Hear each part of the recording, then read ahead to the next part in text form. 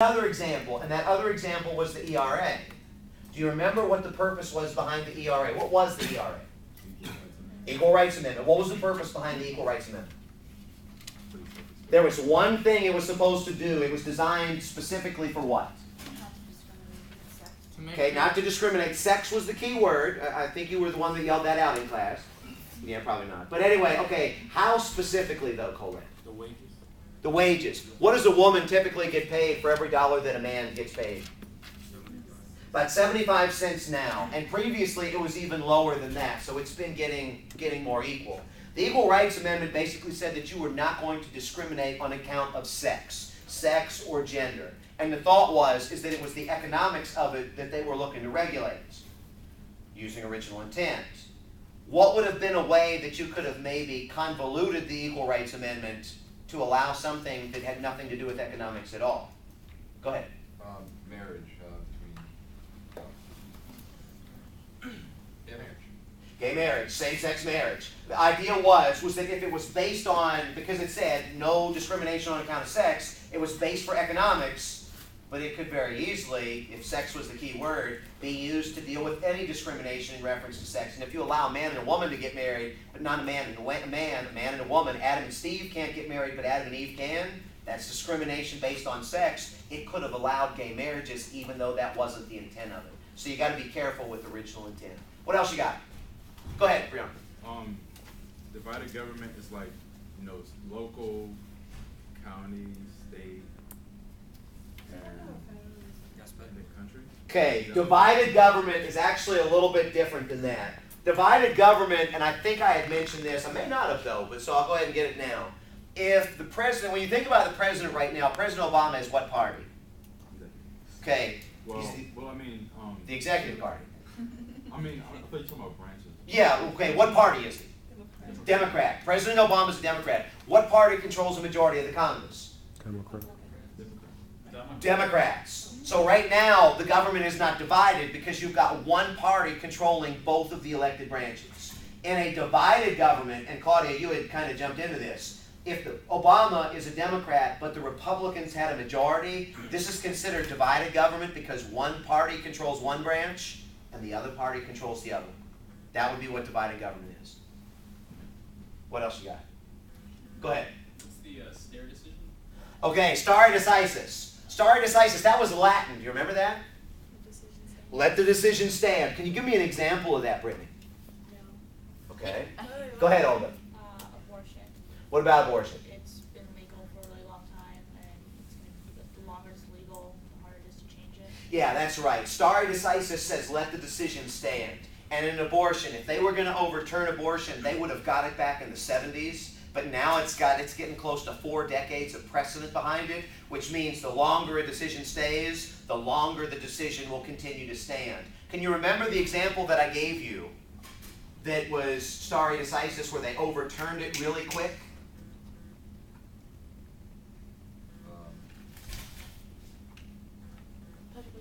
Pledge of Allegiance. What was the story with Pledge of Allegiance?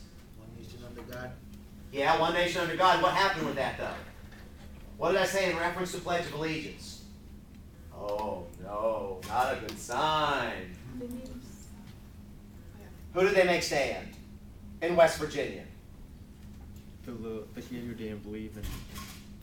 No. The group that did not was not allowed to acknowledge worldly bodies, meaning the United States government. Who was that faith? Often unpopular. Muslims. Okay, well, maybe Muslims, but not in this instance. The Jehovah's Witnesses. What did they do to those little kids? What happened? We didn't talk about They didn't talk about flag salutes? No. Okay, I guess we won't have that on the exam then. Thank you. I'm almost positive we talked about flags. I'm almost positive. But anyway, okay, what else have you got? What is balancing? Balancing. That's where we started getting into the criminal procedure stuff.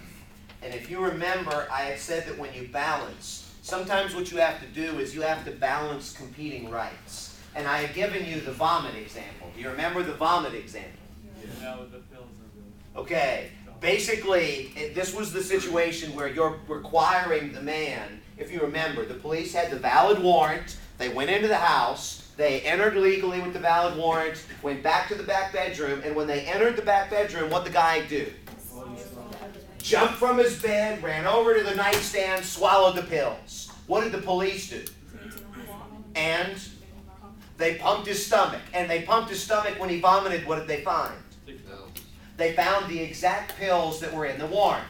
Basically what you're dealing with is you're dealing with balancing in this instance. The Fourth Amendment says no unreasonable searches and seizures, but then you've also got those right to fair trials, the right to collect evidence. You start getting into the Fifth Amendment and you start getting into the Sixth Amendment, these kinds of things. So in this example, which side did the court come down on? Did they say that this was an unreasonable search and seizure, or did they say that the police had the right to get that evidence?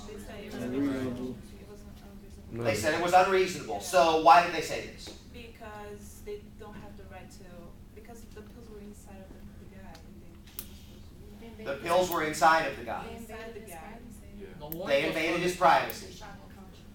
It shocked the conscience. Justice Frankfurter said this kind of search shocks the conscience. Imagine you could take a man forcibly from his own home, make him vomit against his will, and then use the evidence against him. A number of you had said, if you remember, well, it's in the warrant that they could get morphine, and he threw up morphine, so they should be allowed to prosecute. Supreme Court said no, and they said the pills were inside of him. What's another word for that? It was what kind of a search? It was an invasive search. So when you think about this, this kind of spun off because I talked about the convenience store, right? Remember the convenience store? Okay, do you remember the murder and the boyfriend that was cheating? What was the difference between, what was the story with that, Russ? The blood was on the exterior part of her body, so they could see it. Believe in your class it was Beatrice. Yeah, so... Beatrice had murdered her boyfriend because he was cheating, and she had choked the life out of him, and then the police officers asked her to come down to the station for questioning. And when she entered, what did they see? They saw the blood, but then when she noticed, she put it in her pocket to rub it off. To rub it off, and what did the police do to poor little Beatrice? Tackled her down. They tackled her, forcibly removed her hands, and then took the blood sample right off of her fingernail. Was it legal for them to do this? Yes. It was, because she was destroying evidence, but contrary to making that man vomit, what was the other reason? Because it was external. If there's an invasive search, where they have to go into your body, say surgically, that's not going to be allowed. Typically, that's not going to be allowed because you're violating your person. That's unreasonable under the Fourth Amendment. If you go in there and you've got evidence that is external, for example, they give you a breathalyzer, you're breathing out. If they take a blood test, that's something that is a little bit invasive when you think about it, but it's practiced so often, that's going to be allowed. But if you've got blood on your fingernail, that's definitely external. Indeed, they would be able to take that because it's right in plain view in front of them. So understand, sometimes they don't have to read you. Why did they have to read her rights? She wasn't under arrest. Because she voluntarily came down to the police station. Yeah, that's right. What else have you got? New Jersey plan. Why don't we go ahead and both of the plans at the same time? New Jersey and Virginia. What was the difference? And there's really one basic difference between New Jersey and Virginia. What was it? Small state. Which one was the small state plan? New Jersey. New Jersey was a small state plan, and how did they want representation to be based? Was it equality? It was based on equality. And which part of the United States government today represents the New Jersey plan? Senate does, absolutely. What was the Virginia plan? By wealth, population. Okay, based on population, somebody said it, or wealth. So the idea was that if you had more people or more wealth in your state, then you would have a larger voice in the government, meaning you would have more representatives. And what body in the United States government today represents the Virginia plan? House of Representatives does. What else you got? Connecticut was the combo. And Connecticut was the compromise, where basically they didn't just use New Jersey and they didn't just use Virginia, but they designated the Virginia plan as being the House of Representatives, the New Jersey plan as the Senate, and that's the way that it was designed. So they incorporated both. Yeah. What is amendment fractions? Amendment fractions. What fraction do you need to propose a constitutional amendment? Not 9/13. 2/3 you need to propose. 2/3 vote by, say, the House and the Senate will propose, and then what do you need in order to ratify? 3/4. 3/4 of the states or 3/4 of the state legislatures. So the amendment fractions are 2/3 to propose, 3/4 to